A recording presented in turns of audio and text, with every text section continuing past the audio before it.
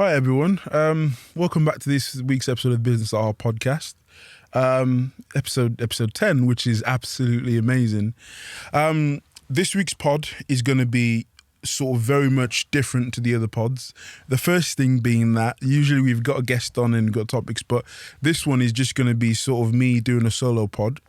I thought because this is the season finale episode, I thought it'd be really special to do, because I've been getting, throughout the sort of whole last few weeks of putting out all the pods, been getting a lot of questions from people about specific topics, about myself, all that stuff. So what I thought to do as a special episode for the season finale was, let me put out a Q&A to everyone to see what questions that they would like to me to personally answer, or just what would people like to know from me, what type of content would they like me to put out. What I've done is, there was quite a few, but what I did was I went and picked out quite a few questions that I liked, some that were a bit iffy and challenging, but some that I thought, a lot of people have been asking me about this and they want to know, from myself. Before I get sort of into the questions, I wanted to say a massive, massive thank you to everyone. When we started this pod, sort of when we were talking about this pod last year, I was quite unsure whether I should do it. But the reaction, the comments, the feedback has all been, it's been amazing. There's been a few things, there's been challenging parts, which has been also good as well, but it's been absolutely amazing to see the feedback and reaction. As we get sort of into today's episode, I am looking forward to sort of season 2 and all the guests that we're sort of going to be bringing forward to you. So to sort of start us off, like I said before, I picked out quite a high number of questions that everyone's sort of been asking me about, about myself, my podcast, a lot about my, a lot about my business, which is really, really important. So the first one, I think is the most appropriate one, is what my business is. My business is called Rainbow Care Merseyside. So I'm in the healthcare industry across the Merseyside, basically the northwest area, and I've been doing that since I think April of 2017. So I've been doing that for 4 years next month. So that's what I do. I'm in a few other things, getting into a few other things at the moment that I'll be sort of, as my journey's gone, and I'm going to be sort of updating everyone. But that's where I'm at. I'm in the healthcare industry. Follow up to that one, which is, why did you start your business? I think that's a bit of a loaded question. A couple of years ago, I probably wouldn't have been able to answer, because, to be quite honest with you, I was doing it because it was the thing to do. It was the thing that I saw other people and family, friends doing, and I thought, okay, let me get into this. But for me, the reason that I started my business was I saw an opportunity for me to create something that, one, I could be proud of, and something that could provide sort of an excellent service. That was my main reason for it. Obviously, I thought about the monetary, all that stuff, but my main thing was to build a company that provided a good service, build a brand that had a very, very good reputation, or as good a reputation, as possible. So question number 2, which is, what's the most important thing about the service a business provides? Okay, so I think this is an important one. I think I talked about it with George on the first episode. I think the most important thing a business should provide is the product itself, or the product or the service. I think no matter whatever industry you're in, wherever your business is, the most fundamentally important thing is the business should provide a service. It should provide a service that's not easily attained in a lot of places, that provides quality and provides value. That's how a business is made. In my business, again, which is healthcare, profit is made off keeping service users and adding and keeping clients. How you keep those is by the product, I'm just using an example, but is by the product being really, really good, of service user coming up and thinking, okay, they're providing the exact same product that I need, that I can't get very many places. So what that then does is it enables us to keep existing clients whilst also adding. It's the same principle. It's the same principle. Take it to fashion. For myself, I think I've said it before, but I always shop at the same brands because I'm really happy with them. When I find a brand that I love, enjoy, they fit me right, I keep at them because the product and the service that they give me is terrible.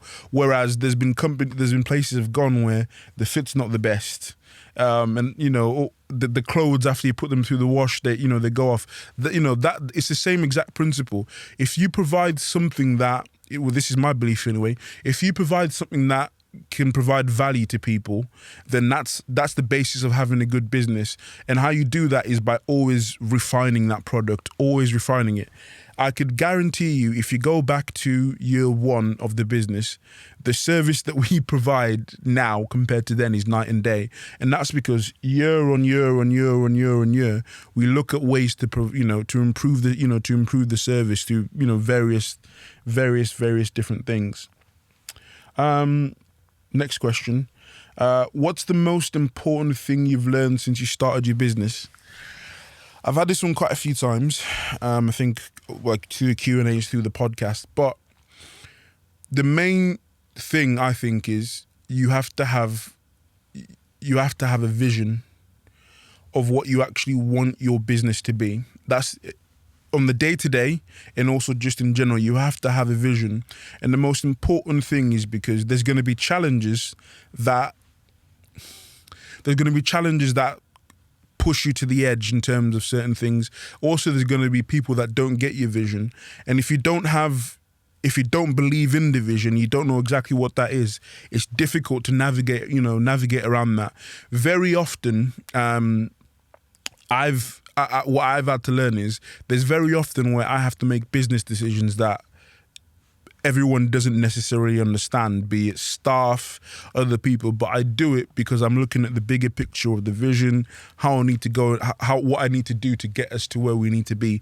And I think every business owner needs to be, this is my biggest tip, you need to be very sort of strong-willed and believe in yourself, believe in the plan, believe in the mission of what's your mission as the business owner, and what's the actual individual business's mission, as a company.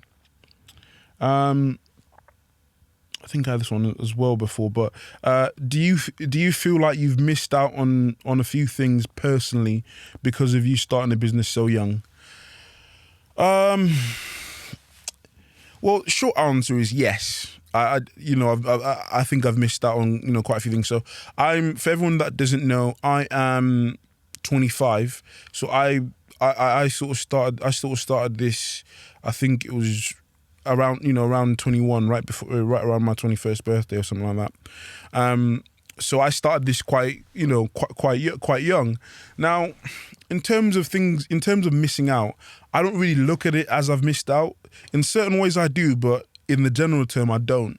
In the short term, the difficulty was that when I started up, I was at that age where, my friends were at university, finishing uni, going out partying and things like that.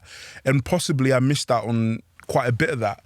But on the other hand, what I will say to that is there was a point within the first 2 years where I was keenly aware that to get to where I need to go, I can't necessarily be doing what everyone's doing. I can't be going on holidays, going out to the club, getting drunk, all that stuff. I did sort of come to the realization that eventually I do need to make this my first priority, and that may mean things change. Things change for me. And again, like you said, as you're growing up with your friends, where you all take different paths, you do miss out on certain things. So the short answer to me is yes, I've missed out. In my mind, I've missed out on a few things. But the way I look at it is that's the trade-off. That's the trade-off of where, for the last four and whatever years or whatever, I've had to go away and get my head down, work, rarely go out, rarely see friends, family. But the the reward of that is I'm 25 with with successful business and other opportunities because I took the chance to sacrifice that. So I don't really look at it as missing out. Maybe in certain ways, certain ways they do. But I think as an entrepreneur, as a business person, you have to understand that for you to get to where you go, you have to make adjustments in your personal life, your social life, your relationships, and that's just I'm no different. That's just the way it goes. Next question. What's the most important thing for a businessman or woman to have? Again, I think you get this quite regularly, so don't catch me out if I answer differently this time. But like I say, I think out of all the things I've said is you have to want to do it. You have to really want to do the work, because this owning your own business, especially as you grow, it becomes more and more stressful. You got, like for me, as I've grown and the business has grown and grown and grown, there's more stressful situations, there's more people to deal with, and you really want to have to do it, because if you don't, the business won't function the way it's got to.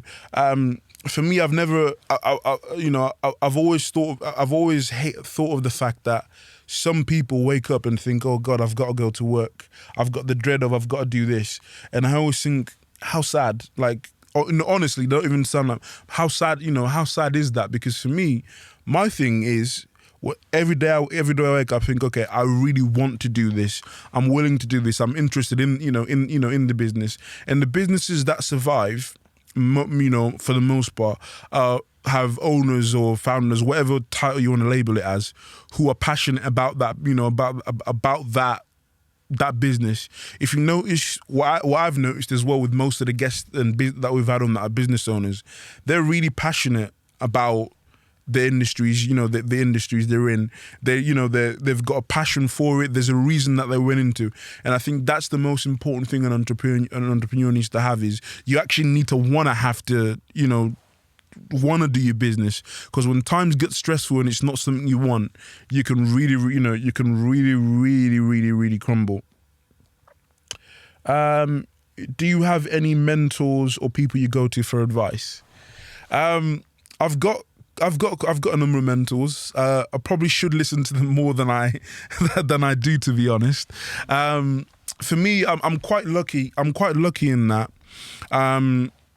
I've got quite a few people who I go to for advice.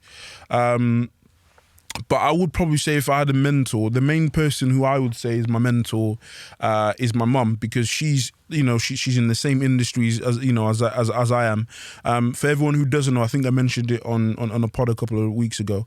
I've been around the care industry since I was a young lad, because my mum is in the same industry, so I used to intern for her, do certain things, and also now she's a business partner of mine.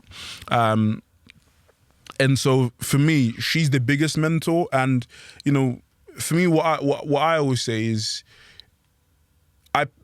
I think it's important to have people whose brains you can pick, and also people who have done it before you. And for me, what I did, especially starting up, I went and worked I went away, and before I thought, okay, I want to do this, I went and worked in my mum's business for about 2 years, did every single job. And she molded and taught me and says, hey, this is what you need to do with X, Y, X, Y, and Z. So I would probably say my mum is the biggest mentor to me. Also, what I would, in terms of that, what I would say is, in terms of molding, I think that side of it's really, really important. If you're going to have a mentor, for me, what I would say is find someone who's really invested in you. Now, on my end, like I said, it's easy because that's my mum, but find someone who's really interested in you as a mentor. And, for me, if you were to sort of look at me, what I would say possibly is, if there is a poster child for a child be made in their parents' image, it would probably be me and my mum, because she put the hard yards in to teach me, this is how you do X, Y, and Z, and I soaked up, all that information. So I'd say I've got a few mentors here and there, but I'd probably say my mother's probably my biggest mentor in business. How important is integrity in business? Actually, I was having we were having a big conversation actually in the family group chat the other week about business integrity. First off, I think integrity in anything is important because integrity determines how people view you. Now, from the business context, business in itself is a relationship-based business where you work with a lot of people. Now, for you to maintain a lot of relationships, to me, you need to, like for me, I prefer to work with the same people because I've built up leeway with them. I know what the content of their character is, and that's by how they treat me, their business dealings and all that. I think that side of it's really, really, personally, I think that side of it's really, really important. Also, how you make your money, I won't make this a philosophical thing, but we were discussing this, but I think integrity in how you make your money, your business practices, all that stuff, I think that's really, really, really important. And people remember the way you behave. People remember your character. I've always thought to myself, I never want to be that person where if you took a poll of 10 people who've worked, I prefer to say work with me, not for me, but 10 people who have worked with me, and you ask them what's Dell like to work with, how bad would it be if everyone's just bad mouthing you, talking about how bad of a what X, Y, and Z you are? Obviously you won't be able to get on everyone, but I always like to think that no matter how people's perception of me, they think I'm a fair and decent person, and most importantly honest. So I think that side of it, for me, that side's really, really, really, really, really important. Next one is how important is it for an entrepreneur to be self-aware? I think it's vitally important. I think it's vitally, vitally important. I think that the period of after you figure out your business is stable and you can make it a business, that part of scaling it, when scaling your business, you have to be really self-aware of who you are, what stage you are. Going back to sort of when I started the business. When I started the business, like I said to you, I was 21, and to be quite honest with you, at that point, I was quite afraid and quite self-aware that, God, maybe I've got experience, but I haven't got the most experience. So what I did was, I probably spent a little bit over the odds to put a team of experience around me so that during the starting blocks, everything went off well. And that was self-awareness. Now, up until sort of a couple of years ago when we were a smaller business, I was really involved in everything because we weren't the biggest of businesses. Within the last 3 years or so, I've had to come to the realization that, hey, I need to hire really qualified people to do this because as the business grows, I can't do everything. And that self-awareness has allowed me to upskill the business in a proper manner, proper safe manner, because I had sort of the proper term is, I lost the ego basically, because my ego was telling me, no, you can do it all. But on reflection, it's like, no, I can't do all this. Not, if I'm going to be involved in everything, the business won't go where it needs to be. So self-awareness is really, really important. Also as well, self-awareness is important because you need to have, every once in a while, I like to have a self-reflection session where I look at myself and think, how do my staff see me? How do the team and the people that work with me view me? Because that side of it's also really important. So self-awareness to me is really, really, really, really important. Also as well, my advice to you as well is self-awareness of when you're starting the business is really, really, really, really important. Because if you are really unrealistic when you're starting your business, as I was, to be quite honest with you, is you can set yourself a lot of crazy targets, but self-awareness allows you to rein that in and make realistic and, achievable goals. Next question, which is, where do you get your work ethic from? I'd probably say I get my work ethic from, mainly from my parents. My parents, as long as I've been around, my parents have always worked. My mom specifically, when we were younger, when she was starting at her job, I remember my mom to fund her starting her company, she used to work 2 jobs, come in and do that side of it. So that she's always instilled in not just myself, but my brother of hard work is important. And that was the example that we had growing up of, okay, this is exactly what needs, this is the standard that you're required to do in terms of hard work. Also as well, I think one of the big things is, I come from a sporting, mainly football background as well, where hard work was, was a thing. And what I've done is I've translated that hard work in terms of, instead of being physically fit running around a football pitch, to in the office, I'm doing the hard hours, I'm doing the hard graft. But I think the main thing for me is that hard work was instilled in by my parents, because as well as me working hard, what I see as well, with my brother is there's one, the person who I know who works, harder than I do probably is my brother. I'll be calling him at, 9 p.m. at night, and he's just like, oh yeah, I'm just leaving the office. So I'd probably say our parents did a good job of giving us a good grounding and letting us know, okay, this is the standard that's required. You need to work hard. Whatever you do, it doesn't matter exactly what it is, but you need to work hard to get to where exactly that you're going to be in. And I think they set the standard and the tone for that with us. How do you pick the industries you try and invest in? Okay, I think for me personally, only the last year have I started to look at investing in other things and going into other things, which I'm kind of in the middle of doing right now. I think the first thing for me, what I would advise people as a business owner, is make sure you're really good at the first thing you do. Because I see a lot of people who always want to, okay, I'm going to be Elon Musk, who owns loads of things and does that at a high level. That's great if you can do that. But for me, what I said to myself is, let me focus on doing this thing really good. Let me focus on making this the best business possible I can do. And then I can look at other investments as I'm kind of looking now. What I look at for me in an investment, and possibly my parents, my mum specifically, has always taught me, you need to look at things that are going to be profitable and things that are that realistically you're going to be able to manage with everything that you've got on. So the industries that I'm looking to go into, which, like I said again, I'll be keeping everyone updated to, they're things that I've really looked into and that I've made a plan of how I'm going to manage, manage everything. Also, it helps if it's something that you're knowledgeable and that you like. Because that then makes it, all the better. We're almost halfway through. Got quite a few here that I'm quite enjoying actually skimming through some. I'm trying to pick all the appropriate ones.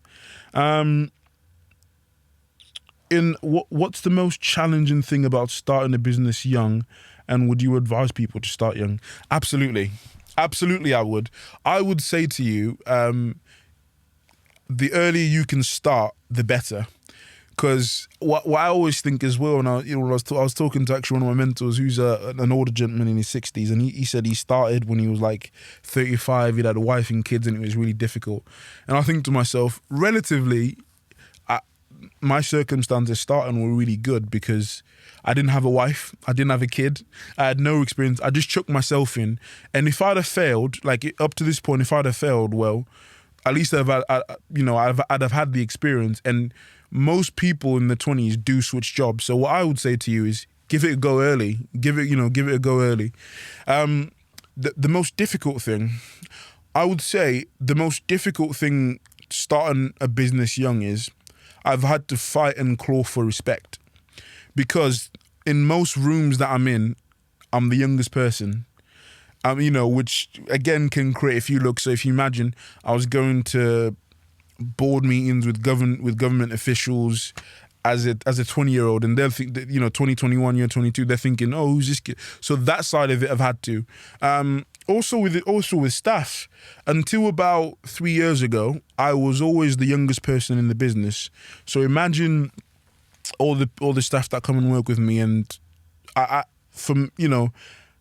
I can imagine how difficult it would be for the owner, the boss, or whatever you want to call it, to be someone who's probably younger than your children. So that side of it is something that I've had to fight back. But for me, what my advice would be is don't think about that. I was quite aware that age may be a concern for people, but for me, how I prove that is by my performance. Everyone watches. I'm the first person in, I'm the last one out, and I learn. I pick up things. So I would say it is difficult starting a business young, but I would advise you, if you've got something, go for it. Go right for it. And for me, I think eliminate the risk, because right now for me, I haven't got a wife, children, anything like that. So if I fail, I'm failing, I've just my bills to pay. But if I've got a wife, I've got kids, maybe I don't think, I'm going to start that business. So my advice to you would be is, if you've got an idea, try it. How much of an influence does having parents who are in business influence you in starting a business? A little bit, and a lot. That's a difficult question, because I wouldn't directly say that my parents having a business made me want to start one, but I would also say that I had a good example in that I'd always been around my parents and thought, okay, this is how they do things. That's a difficult one. But I will say it's good. It's good because you get exposure to it. Like I remember, and it's not till you're older that you realize this, but I remember that for the most part, my mom used to take me along to work with her when I was young. I didn't turn up at places, and she inadvertently was showing me how she does her stuff, how she does deals, how she handles situations. And as a young person, you pick up on that side of stuff. But I also think it has to be down to the individual. And what I think for people who have successful parents in business or whatever is, it can send you either one way or the other. It can make you either really content, for lack of a better term, or it can put fire in your belly and think, I've got to do as good or better than them. So I think it's a bit of both. Parenting is really important in terms of instilling the core values, like I was saying, hard work and everything, but you have to want it for yourself. It's not just you got your parents have done X, Y, and Z, and that means you're gonna be X, Y, and Z. So I think that's really important to acknowledge. You talked about representation in an earlier podcast. Why is that important? Representation is important, really, really important, because I think when you see someone who looks like you doing something, you then think you can do it. I was having this conversation with my brother and my old man, and we were talking about this is actually last summer where obviously the race was a big topic, and we were talking, and I was saying to him, I think one of the big things that I think is wrong in the media is that for young black males, which obviously I am, in society we don't promote young black men as businessmen. If you look at it, the young black men, and there's nothing wrong with this, or I should say, that are promoted or hyped in society, they're either holding the mic or dribbling the ball. So they're either footballers, entertainers, whatever, which, like I said, is nothing wrong with that. But no one says go and be, Elon Musk. So for me, and I say Elon Musk because that's my favorite entrepreneur. But for me, I think representation is important, because I think if we had more people in position, then you can say to young kid, go and be him. Because realistically, how many people are going to be Raheem Sterling? How many people are going to be LeBron James? Those are 1 in a billion. But you can do this. So I think representation is important, because it lets the young people know that, okay, this isn't just the only thing that you're doing. I remember I used to think, it's just I'm going to be a footballer or going to do something entertaining. I never once thought to myself, until I was obviously a bit older, I could do a business, I could do X, Y, and Z. So I think representation is important, in my mind anyway, because it opens the door for everyone else to come along with you. When you've done something and they can see that you've done that, it makes them think, oh God, if he's done it, I can do it. And I think that's really, really, really, really, really, really important. How often do you read books? I used to be a big reader, but I've lost the patience to actually read physical books, just being really honest. I'm more into audiobooks now. On my Audible, I probably listen to about 3 books a month. That's through going to my commutes to work, in the gym, going running, or just casually at home. I think books are really, for me, they're really, really important. The things that I read is I read autobiographies. I like reading about great people. So for everyone, like I just said before, Elon Musk is my favorite entrepreneur, and I just finished reading his book, and it's absolutely amazing. I like to read stories about great people to see to get their take on stuff, see their journey, see how am I in any way similar, or all those things. So that's the main thing for me. I mainly read autobiographies, but it's mainly through Audible. I can't. For me, sitting down for an hour and reading a book, that side of me is long gone. How do you measure, the next question, which is, how do you measure success in a business? I don't think there's any right answer to this. And my advice to you would be, when you start your business, you need to write down what it is that you want from the business. And let me just say, there's no right answer. If it's money, if it's notoriety, whatever it is, there's no right answer. But you need to be keenly aware of what success is to you. Success between me and X, Y, and Z might be different. But for me, my personal thing is, I've got every year I make myself targets of this is what success is going to be, this is what okay is going to be, and I think doing that individually helps a lot.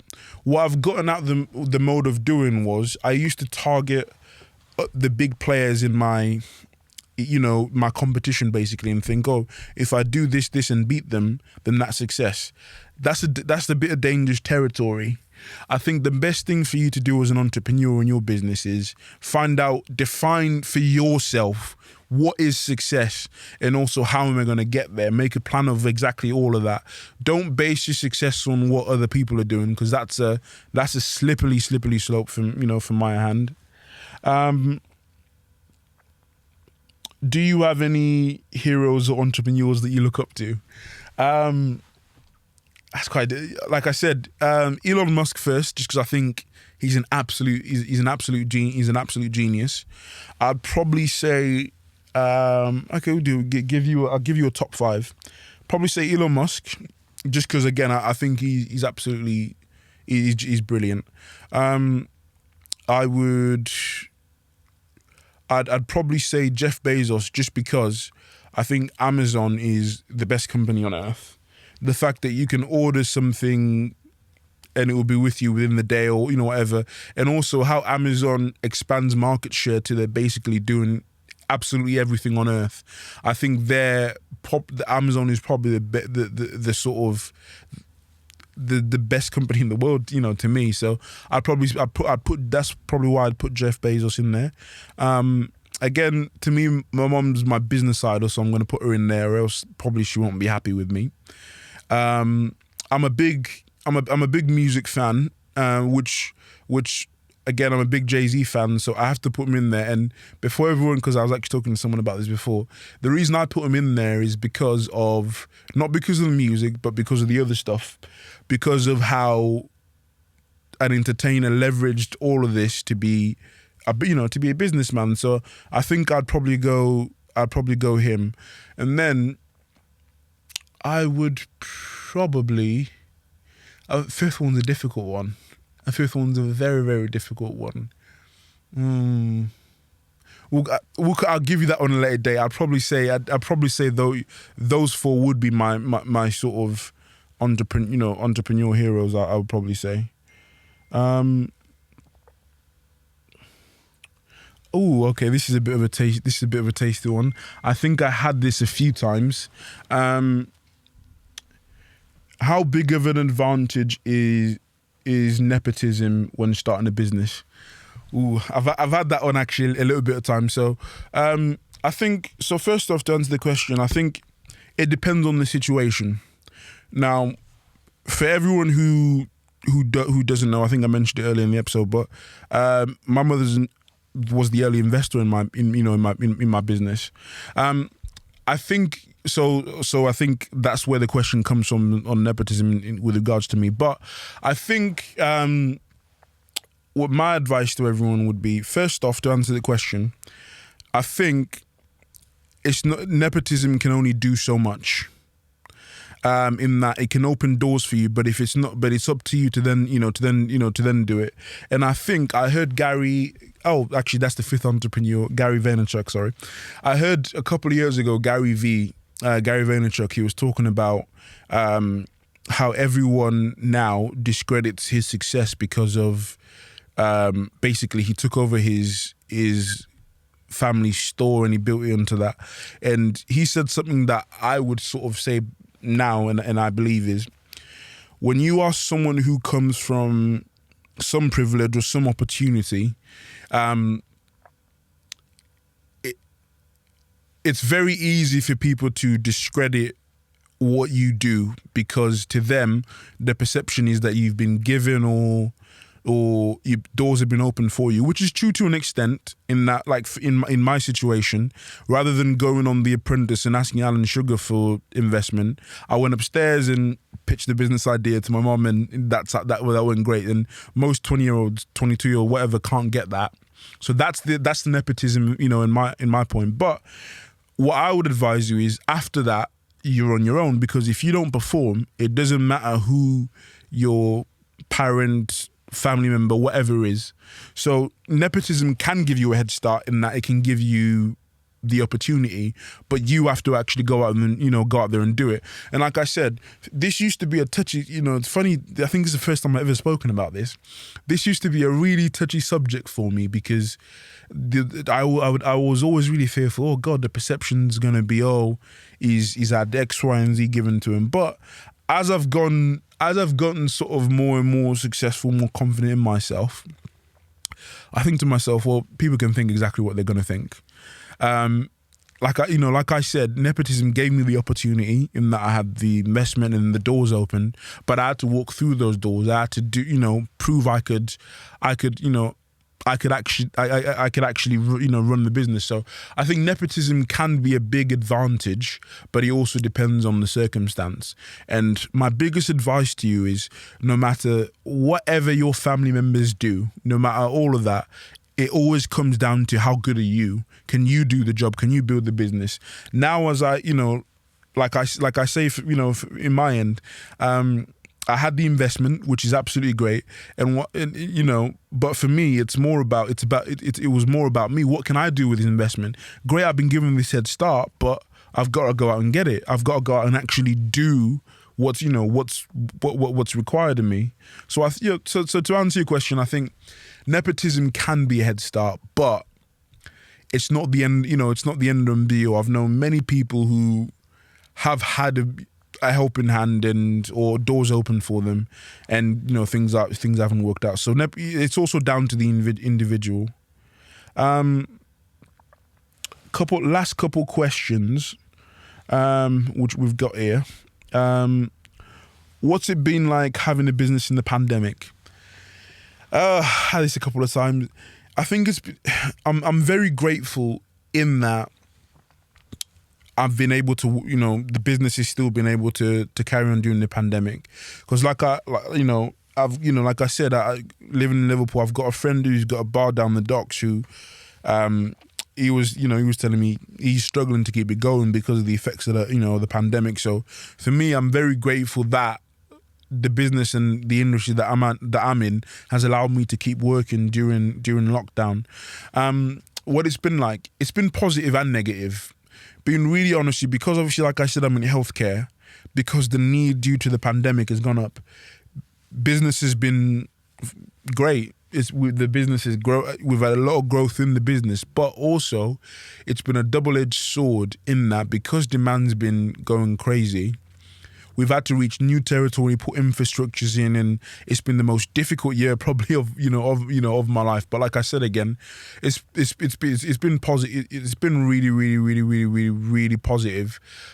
Challenging but positive. And I'll probably be, when we're doing our sort of quarterly reviews, I'll probably be looking at it and thinking to myself, God, between this April and last April, the amount that the business has grown has been absolutely incredible, but also the infrastructure that we've had to put in. So I suppose I didn't really answer the question, but to answer your question, it's been rewarding, but it's also been really, really, really, really, really, really, really challenging. What would you say to 18-year-old you? That's a funny question. To 18-year-old me. To 18-year-old me. I would say to 18-year-old me, calm down, take your time, because I was probably a little bit rash. I'll probably say keep working hard, and everything will work out. Keep working hard, learn. It's quite a difficult question, because I feel like I don't know about everyone, but I feel like between 18 and 27, I was a different person. So I'd probably say to myself, work hard, don't take things so to heart. But yeah, I'd probably say those are things. Work hard and probably enjoy yourself more, because when you get to that age, about 18, 19, 20, and you don't know what you're doing with your life, the pressure can really, really, really get to you.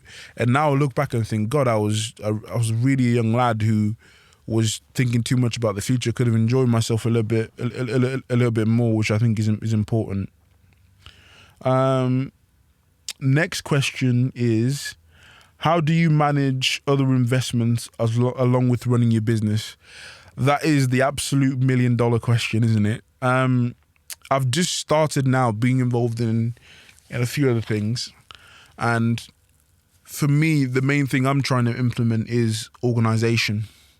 Organization on all platforms, I think, is really, really, really important.